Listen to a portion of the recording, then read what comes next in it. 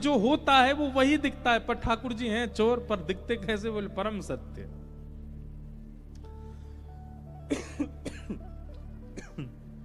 एक लीला है हमारे ब्रज की कि दुर्वासा जी आए, बड़ी प्रसिद्ध लीला है। तो दुर्वासा जी यमुना पल्ली पार आके बैठ गए। सब गोपी गई ठाकुर जी के पास, बोले लाला, बोले हम बे, बताओ क्या बात है? बोले एक महात्मा आयो ब्रजमंडल में। ठाकुर जी बोले अच्छा, कौन सा महात्मा? बोले दुर्वासा नाम है वाको। गोपी से ठाकुर जी बोले तो कहा काम है? मोते कहा काम बताओ। बोले हम सब उनको दर्शन करनो चामे, हम सब उनको प्रणाम करनो चामे।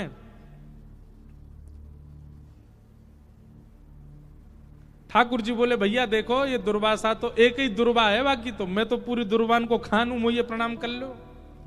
सबसे बड़ा संत महात्मा तो मैं ही हूं। गोपी अरे तुम कौन सी संतन के चक्कर में पड़ी हो, मुझे प्रणाम कर लो चलो। अब गोपी बोली तुम्हें तो रोज ही कर ले, अब एक बार कृपा कर दो दुर्वासा जी के दर्शन करने। ठाकुर जी बोले कहां है दुर्वासा जी? बोले यमुना पल्ली पार। तो चली जाओ दर्शन कर आओ। बोले यमुना जी में बाढ़ आ रखी है, खूब जोर से जल भैरो, कैसे जाएं, डूब जाएंगी। ठाकुर जी बोले तो मैं कहा करूं, मेरी नाव तो छोटी सी है, वहां में ना बैठाऊंगा मैं तुम सबन ने। तुम ऐसी मोटी मोटी धाम धुल्ला सी बैठ जाओगी, डूब जाएगी मेरी नाव। नंद बाबा ने छोटी सी नाव बनाई के दइए मुँह। ना लाला, हम यूं कह रही हैं कि तू कह तो रे कि तू जय जय, तू परमात्मा है, तू परमात्मा है, तूने कछु करके दिखा यमुना जी में हमारे काजे मार्ग प्रकट करवाए थे। ठाकुर जी बोले अच्छा तुझे बात है, मार्ग चाहिए यमुना जी थे? बोले हाँ। तो बोले एक काम करो, बोले कहा यमुना जी के तट पे जाओ और यमुना जी को जल अपने हाथ में लियो, और यमुना जी को जल हाथ में लेकर के और यमुना जी से कहियो हे श्री यमुना मैया, यदि नंद नंदन योगेश्वर कृष्ण ये योगेश्वर हैं, ये योगियों के भी ईश्वर हैं, पर स्त्री को कभी स्वप्न में भी नहीं देखते, स्पर्श करना तो बहुत दूर की बात। यदि इन नियमों का पालन कृष्ण ने भली भांति किया हो तो आप हमको मार्ग प्रदान कर दो। गोपी सब बोली अच्छा, और जो कल हमारे संग्रास विहार कर रहे वो? ठाकुर जी बोले देख मेरी बात तू जाके कहे यमुना मार्ग नहीं दे दे तो कहियो। सब गोपियां गई यमुना जी को जल हाथ में लेके बोली अगर नंद नंदन श्री कृष्ण पूर्ण योगेश्वर हैं, कभी किसी पर स्त्री का स्वप्न में भी चिंतन ना करते हो, तो हे यमुना जी हमको मार्ग दे दो। इतना कहते ही महाराज यमुना जी का जल एक तरफ रुक गया, आगे वाला बह गया, मार्ग प्रकट हो गया। गोपियां सब आश्चर्यचकित हो गई। ठाकुर जी दूर खड़े खड़े बोले कहो है ना योगेश्वर हम? बेमतलब पे हम पे तुमने सबने जो है का उल्टे सीधे बात बना रखी है। देखो पर स्त्री का चिंतन स्वप्न में भी नहीं करते, देखो यमुना जी ने मार्ग दे दिया। गोपी सब ठाकुर जी तो बोली लाला तो बड़ो कृपा हमको मार्ग, अब हम दुर्वासा जी पर जा रही हैं, कहाँ लेके जाएं? बोले बढ़िया 56 भोग बना के लेके जाओ ग्रंथ। सब गोपियां अपने घर से बढ़िया बढ़िया सामग्री लेकर के गई, पल्ली पार पहुंच गई, दुर्वासा जी के दर्शन किए, दुर्वासा जी को प्रणाम कियो।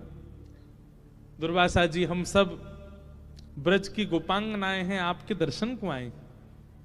दुर्वासा जी बोले अच्छा आप क्या लेके आई हो? बोले हम सब सामग्री लाई, आपकी इच्छा हो तो हम ब्रजवासियों में एक गुण बताएं आपको, ब्रजवासी और कुछ नहीं जानते, पवाना बहुत अच्छा जानते हैं। अब धीरे धीरे दिल्ली की बहुत नजर पड़ गई है वृंदावन पे, इसलिए ब्रजवासी पवाते कम है, ब्रजवासी पवाते बहुत हैं। संतों में प्रसिद्धि है कि भाई ब्रज के ब्रजवासी पवा में बहुत जोर थे, बहुत बढ़िया पवा में। हमारी पूज्य नानी, उनका तो ऐसा स्वरूप स्वभाव था कि वो कहीं भी जाती थी ना तो राशन अपने बैग में ही धर के ले जाती। कोई संत मिल जाए, बाबा ने मैं कछु पवाए दूं, वहीं अग्नि चेताई, लकड़ी जराई और वहीं कछु बनाए के पवा देती। ये उनको स्वरूप।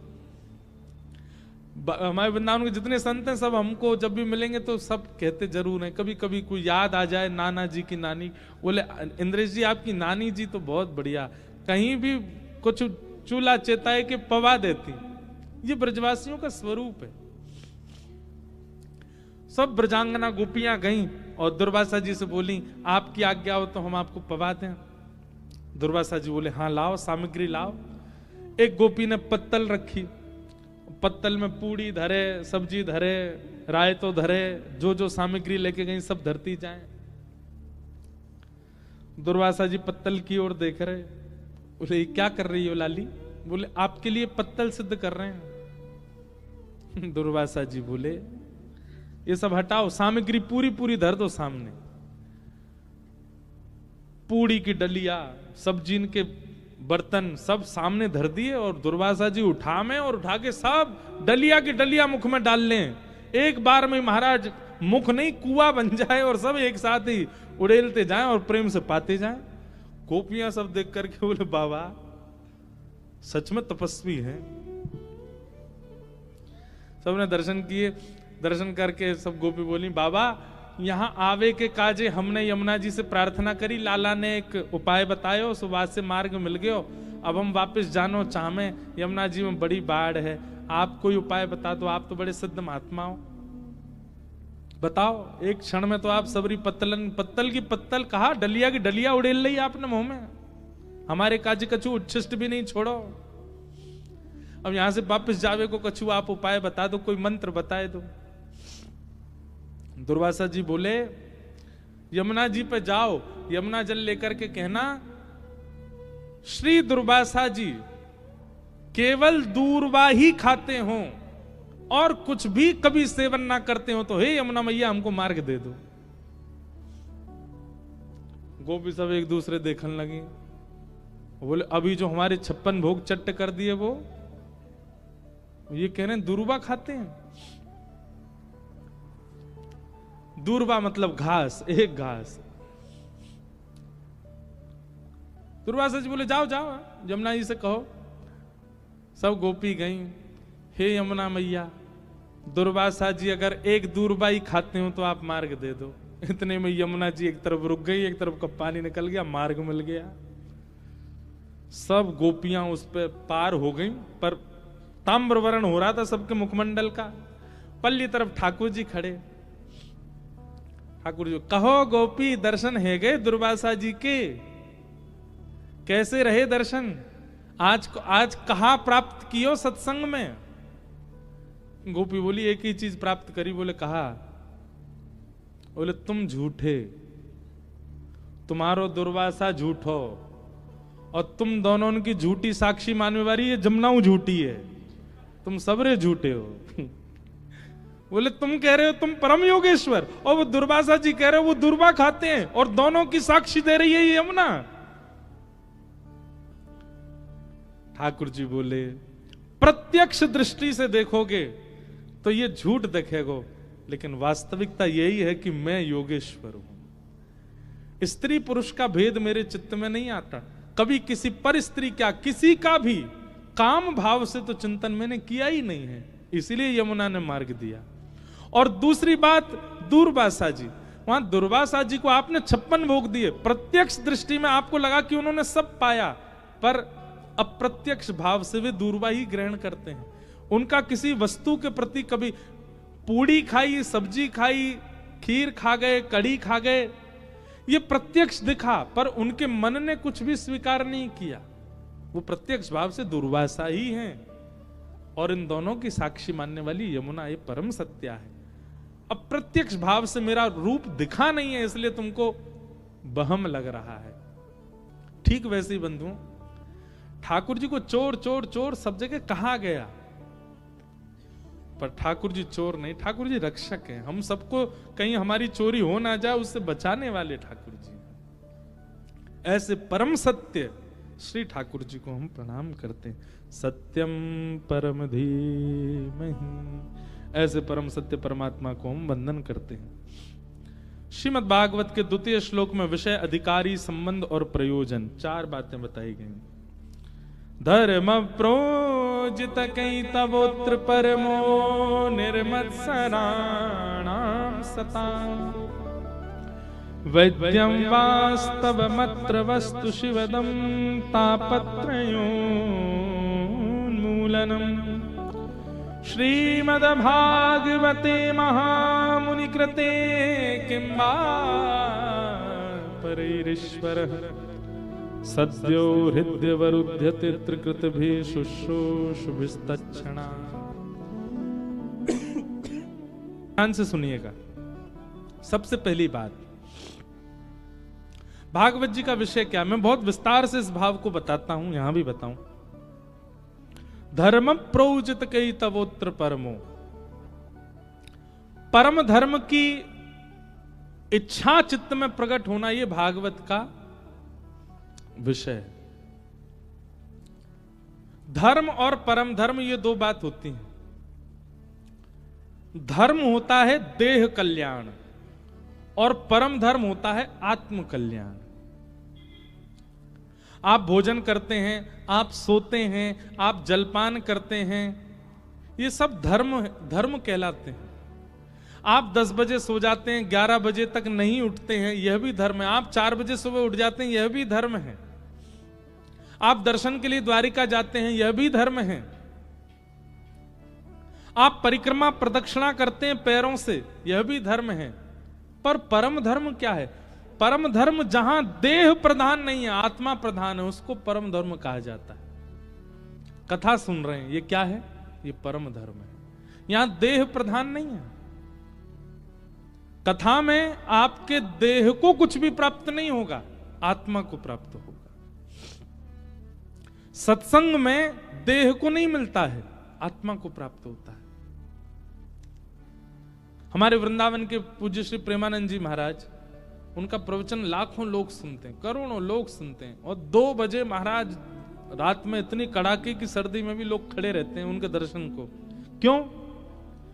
देह को नहीं पोषण किया उन्होंने, चित्त को पोषण किया, आत्मा को पोषण। और जब आत्मा पोषित होती है ना, तो व्यक्ति देह के अभिमान से परे हो जाता है। आत्मा जब पुष्ट हो जाती है तो देह का फिर अभिमान नहीं रहता व्यक्ति को। मुझे नींद आ रही है, मुझे सोना है, मुझे 6 घंटे से पहले मत उठाना, यह भी एक देह अभिमान है। परंतु परम वैष्णव बीतराग भक्त होता है ना, वो केवल उतना ही सोता है जितने में उसका काम हो जाए। कई बार तो भक्त जन ऐसे भी हैं, वो ज्यादा से ज्यादा, हमारे ब्रज में तो कई ऐसे भक्तों के मैंने दर्शन किए, 2 घंटा सोते हैं बस। साइंस घूम जाती है, डॉक्टरों का सिर घूम जाता, बोले ये हो ही नहीं सकता, 2 घंटा कोई कैसे सो करके जीवित रह सकता है? पर रहते हैं। जब आत्मा पोषित होती है तो देह दास बन जाता है। अभी क्या है?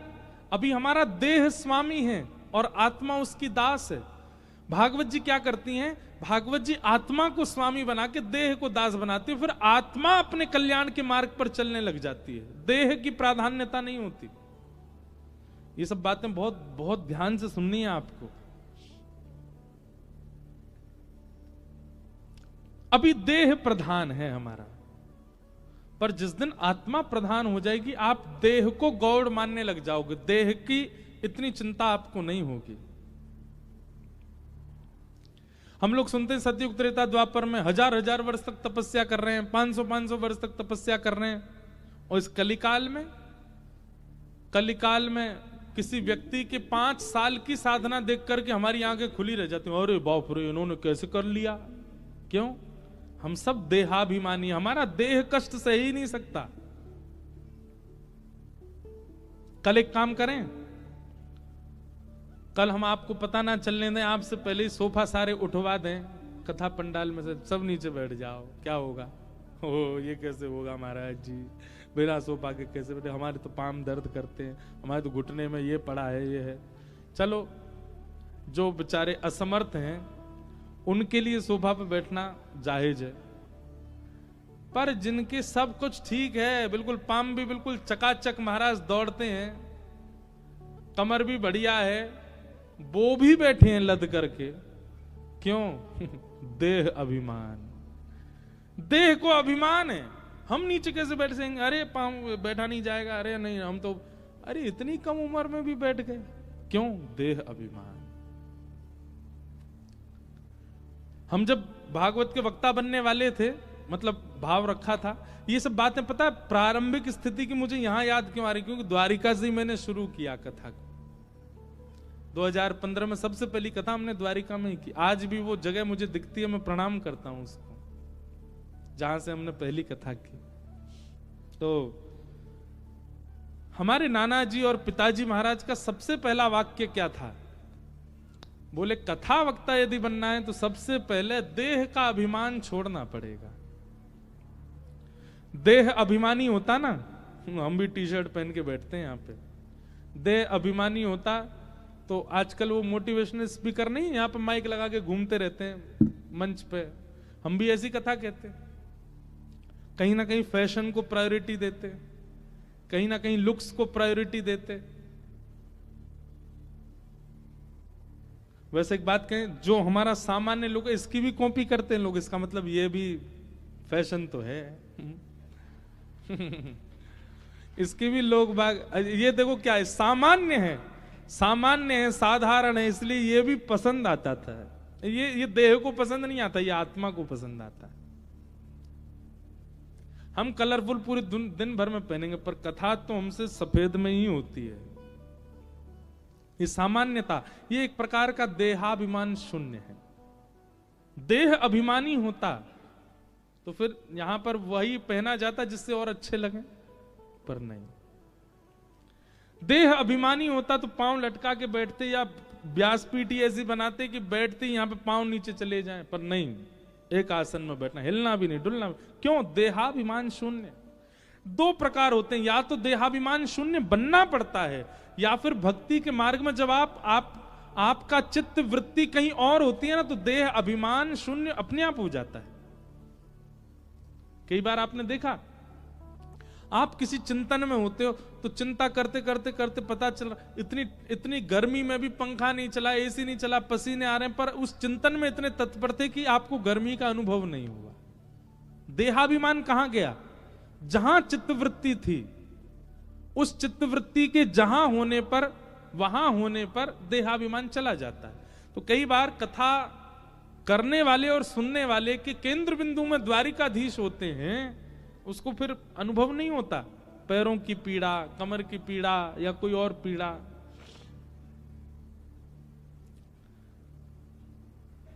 तो भागवत जी का विषय क्या है?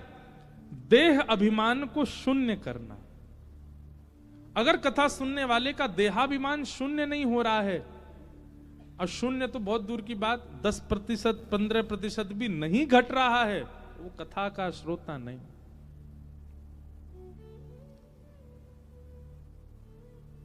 जो प्रायोरिटी संसार का व्यक्ति अपने देह को देता है, वो वैष्णव नहीं देता। वो देह से सर्वथा अंतरंगी हो जाता है।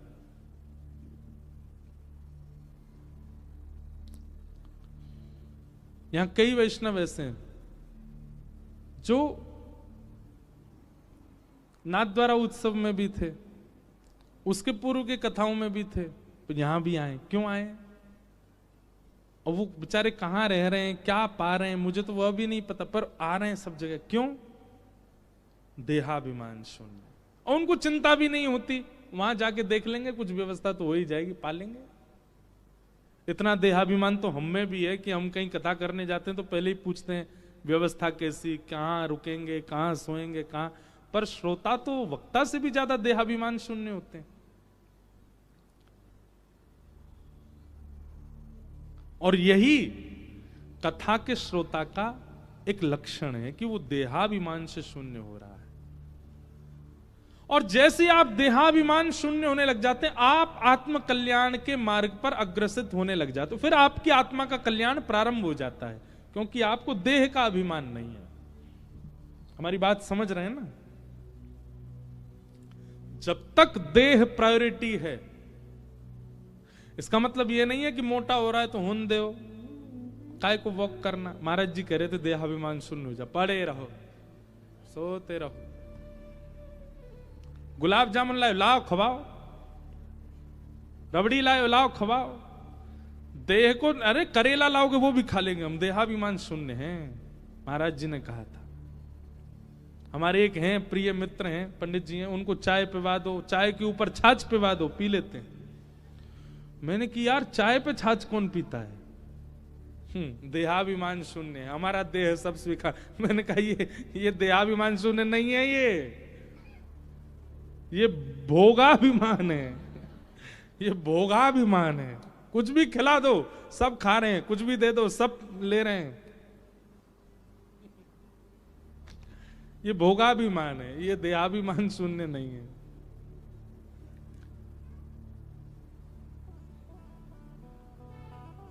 हाँ हाँ,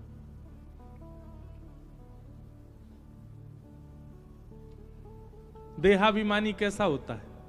देहाभिमान शून्य व्यक्ति कैसा होता है?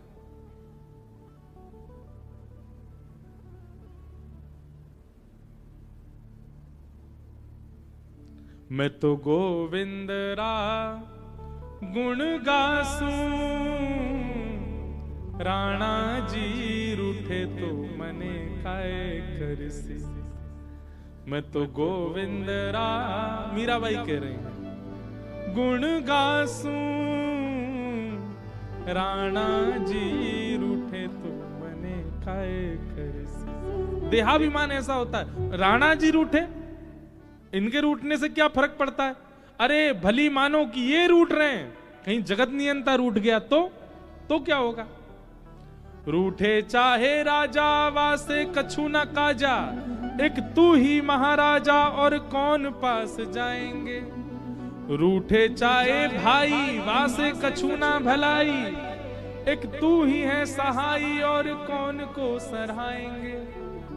रूठे चाहे शत्रु और मित्र आठों याम, एक तेरे चरणन के नेह को निभाएंगे। जग सारा झूठा एक तू ही है अनूठा, रूठ जाए चाहे सारा जग पर तू ना रूठा चाहिए। हमारे फूफा जी रूठ के चले गए हैं, महाराज जी क्या करें, कथा में बुलाया था उनको, कल रात में रबड़ी खत्म हो गई, उनको मिली नहीं, रूठ के चले गए महाराज जी। अरे फूफा जी के रूठने से क्या होगा? जीजा जी के रूठने से क्या होगा? बच्चों के रूठने से क्या होगा? कुछ नहीं, ये तो संसार है, ये आपसे सदैव प्रसन्न नहीं रह सकता। अपनी तो एक जिम्मेवारी रहनी चाहिए कि द्वारिकेश हमसे कभी ना रूठे, बस वो कभी ना नाराज हो। और सुनो, वो रबड़ी से नहीं रूठते, वो लड्डू से नहीं रूठते, वो ध्वजा जी नहीं चढ़ाओगे तो रूठ जाएंगे, ऐसा नहीं है।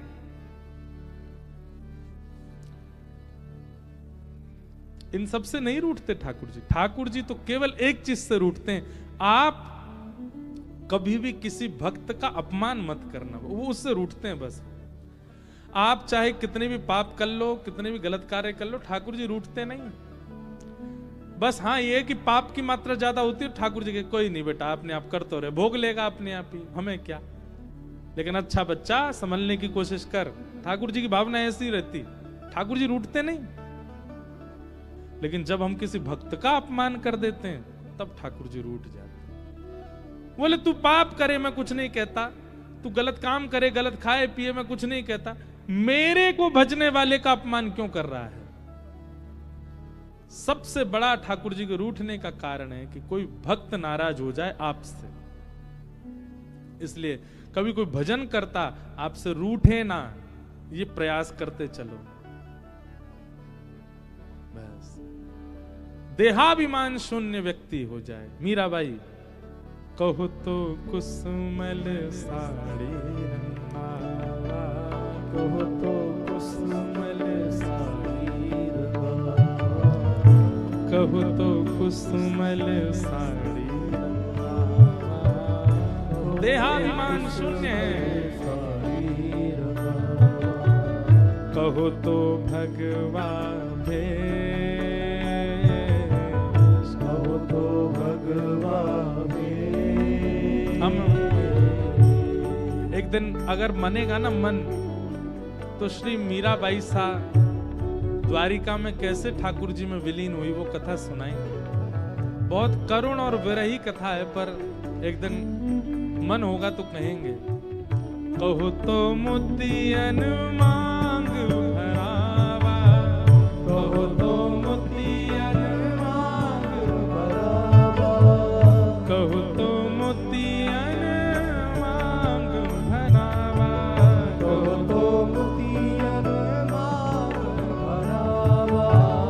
मीराबाई के पास कोई जड़ाऊ साड़ी लेकर के आ जाए, मीराबाई कहती इसको पहनने से क्या होगा?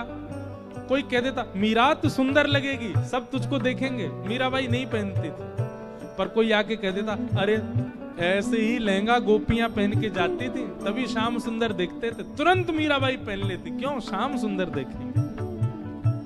किसी संत को देख लेती भगवा वेश में, कहती आप संत ऐसे रूप में क्यों रहते हैं? बोले इससे ठाकुर जी की दृष्टि रहती है। मीराबाई भी भगवा वेश धारण करके रखती।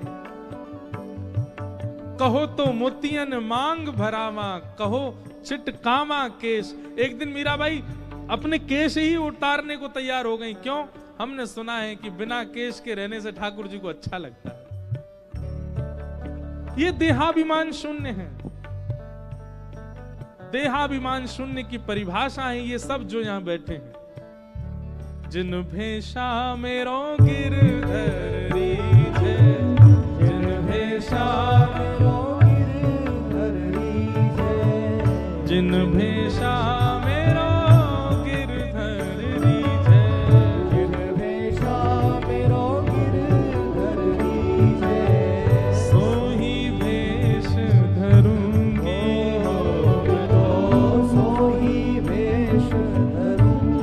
अरे हाँ, सोही भेष धरूंगी हो मैं तो, सोही भेष धरूंगी अरे हो मैं बैराग हूँगी। करताल बजा के गाओ, मैं बैराग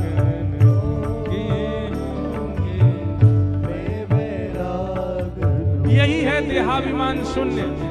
वो खाएंगे जिससे द्वारिकेश प्रसन्न हो, वो पहनेंगे जिससे द्वारिकाधीश प्रसन्न हो, वैसे रहेंगे वैसे जिएंगे जिससे वो प्रसन्न हो। जिन भेषा मेरो साहिब रीझे, जिन भेषा मेरो साहिब रीझे, जिन भेषा मेरो गिरधर रीझे,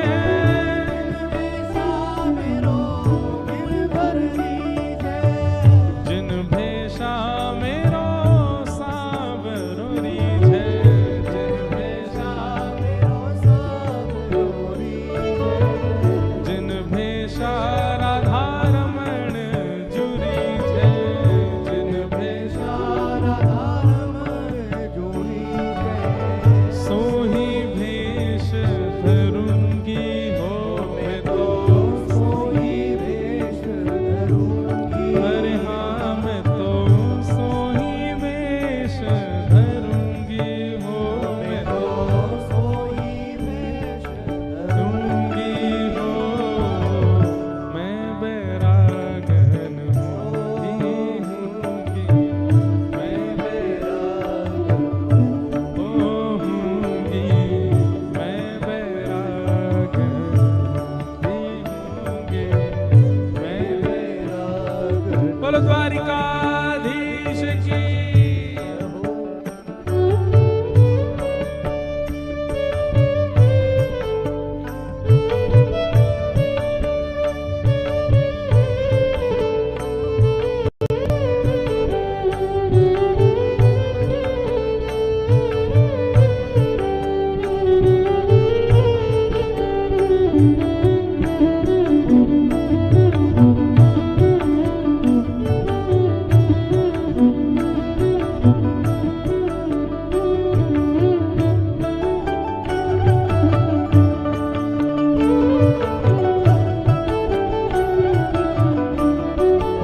मीराबाई कहती प्राण हमारा वहाँ बसत है, प्राण हमारा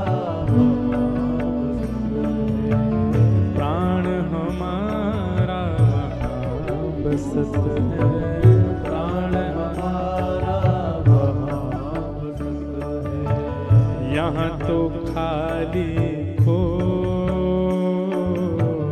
यहाँ तो खाली खो, यहाँ तो खाली खो,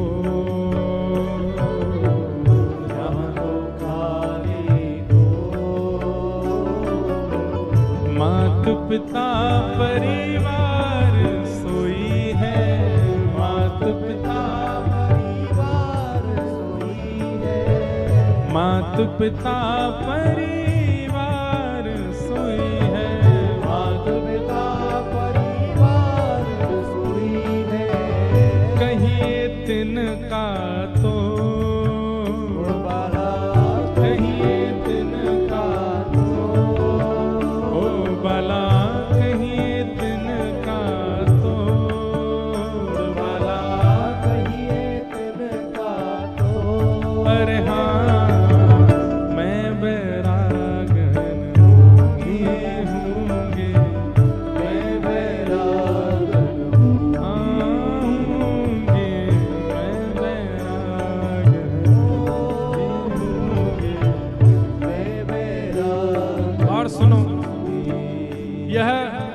देहाभिमान शून्य किसको कहते हैं? ये सब सारी पंक्तियां मीराबाई की देहाभिमान शून्य को प्रकट करती हैं। यातन की मैं करूं किंकरी, यातन की मैं यातन की मैं करूं किंकरी, यातन की मैं करूं, ओ रसना नाम कहूंगी, रसना नाम कहूंगी, ओ रसना नाम कहूंगी, रसना नाम कहूंगी। मीरा के प्रभु गिरधर नागर, मीरा के प्रभु के प्रभु गिरधर नागर, मीरा के प्रभु गिरधर नागर, मैं तो साधु संग रहूंगी हो, मैं तो साधु संग रहूंगी, हे मैं तो साधा संग रहूंगी हो, मैं तो साधा संग रहूंगी। अरे हाँ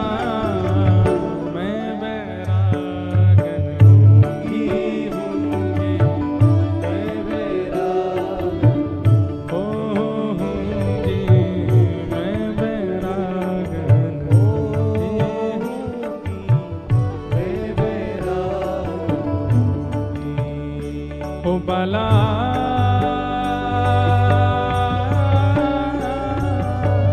मैं बैरागन हूँगी, हूँगी मैं बैरागन हूँगी, मैं बैरागन हूँगी, मैं बैरागन हूँगी, मैं बैरागन